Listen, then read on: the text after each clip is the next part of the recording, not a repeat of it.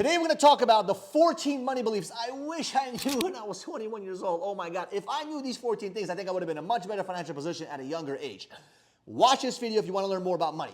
My name is Michael Baraiva. I was able to build a team of 150 plus sales guys in less than 2.5 years, and we did that with zero money invested. Now we have a solar company where a lot of other companies are going like crazy from coast to coast like butter on toast. So let's talk about the 14 money beliefs that I wish I knew. Number one, if I would have known this would have changed my entire life. If my mom and dad would have told me, work hard for money so that you don't have to work hard for money.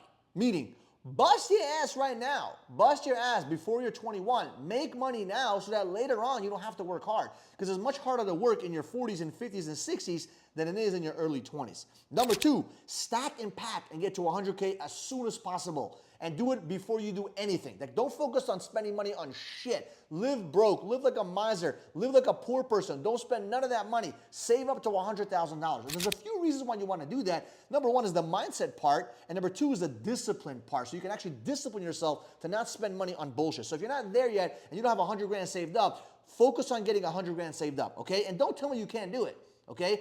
I've done that when I was younger, and I had no opportunities, no degrees, and I was able to do that by the age of 25 years old, whatever it was. And you are able to do that as soon as possible. All you need is 12 to 24 months of consistent, dedicated persistence, and you'll actually get it done. So number three, I wish I knew this. Oh my God. Don't spend your money on things unless it gets you closer to your goals and your dreams, right? So don't spend money on anything unless it gets you closer to your dreams and your goals. So for example, spending $500 on a bottle, is that going to get you closer to your dreams or farther? Farther. Don't do it. Spending $500 on a brand new shirt gets you closer to your dream, farther or not. If it gets you closer because that $500 shirt will get you a business meeting, fuck it, do it. But in reality, it will probably not. So do things that get you closer to your dreams and goals versus just spending money on stupid shit. Number four, I wish I knew this shit. I lost a lot of relationships because I did this. Don't lend money out to anyone. I don't care if it's your best friend. I don't care if it's your cousin. I don't care if they're going to pay you back tomorrow morning with interest. Just don't lend money out. If you want to lend money, be a bank or get into the financial industry. But outside of that, you should not be lending out your money. As a personal individual, do not be lending money out to anyone. If you give money to them, don't expect it back. Like, for example, if your mama needs money, don't lend it to her. Give it to her, but do not expect it back, okay? So don't lend money. Number five, give charity. 10% tithing.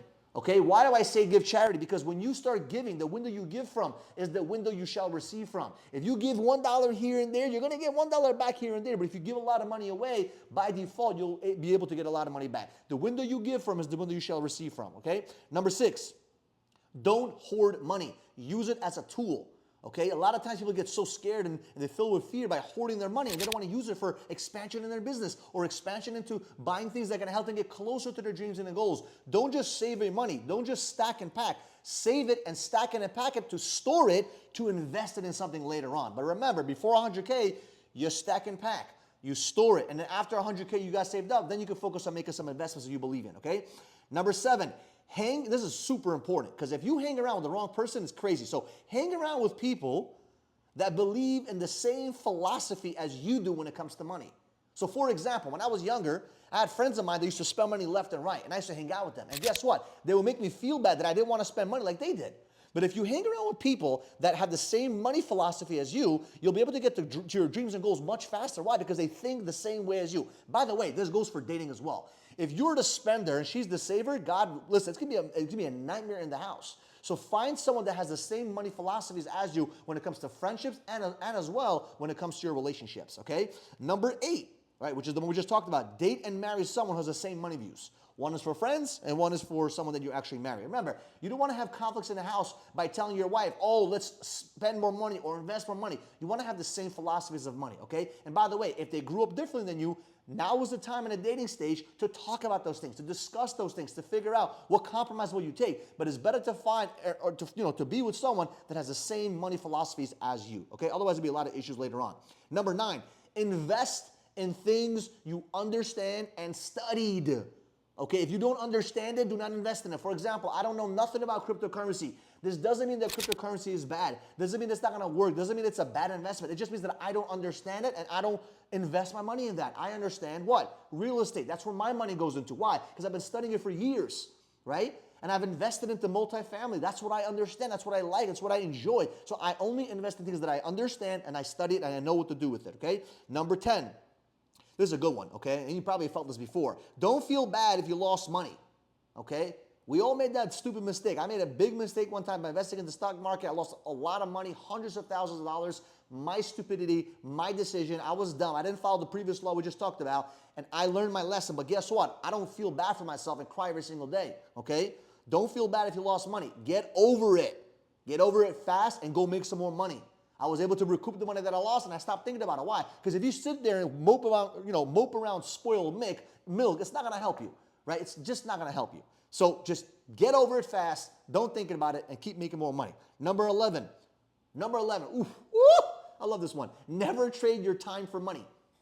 Remember this is what I just said. Never trade your time for money. I wish someone told this to me at 21 years old, okay? I wish I knew this. Never trade your time for money. For example, don't be doing your own laundry, don't be cooking, don't be doing your dry cleaners, don't be doing none of this shit. Find ways to focus on skill sets that you can go produce more money and hire other people to do your shit. You will not see me cooking, cleaning, dishes, laundry. I don't do those kind of stuff. Now, if you have a female partner or a male partner you want to contribute in the house and that's what they want to do, God bless. But it's much easier to hire someone to get that shit done so you can focus on income-producing activities. Your time should be focused on income-producing activities. The other part to this is very simple. When I build a business, when I build anything, and when it comes to anything that I try to build, I will never trade my time for money. Like, for example, my two focuses every single day is how do I build more people in my company and how do I build more systems? Because I don't mind working hard now for a couple of days, couple of weeks, couple of months to build out that system, plug people in, and then focus on the next system. I will not be sitting there doing repetitive tasks, repetitive actions, because I do not want to work for money. I want money to work for me. Next, number 12, right? Always buy your time. Rich people buy time, poor people sell their time. Buy time. If you can find ways, we just talked a little bit about that. You have a laundry, okay? Instead of you spending 4 hours doing your laundry, hire someone. Buy back your time. Figure out ways to buy back your time. Use money as a tool to buy back your time. Number 13. This is a good one for a lot of you guys in Miami. Don't look for ways to get rich quick, okay? It's better to get rich and get rich for sure.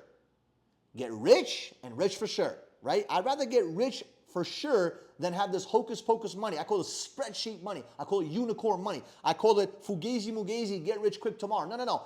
Get rich for sure and get rich. That's it. Very simple, okay? Number 14.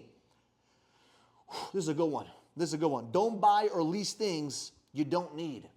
Keep your obligations of payments very low because the lower your payments on everything, the more freedom you have. Having more stuff does not give you more freedom. Having a nice apartment, 2 apartments, 3 apartments, 1 house, 3 cars, it's just extra weight on you that you have to sit there and think about how to take care of it, maintain it, and pay for it. I like to have no commitments to anything, meaning I don't have that many things I pay for.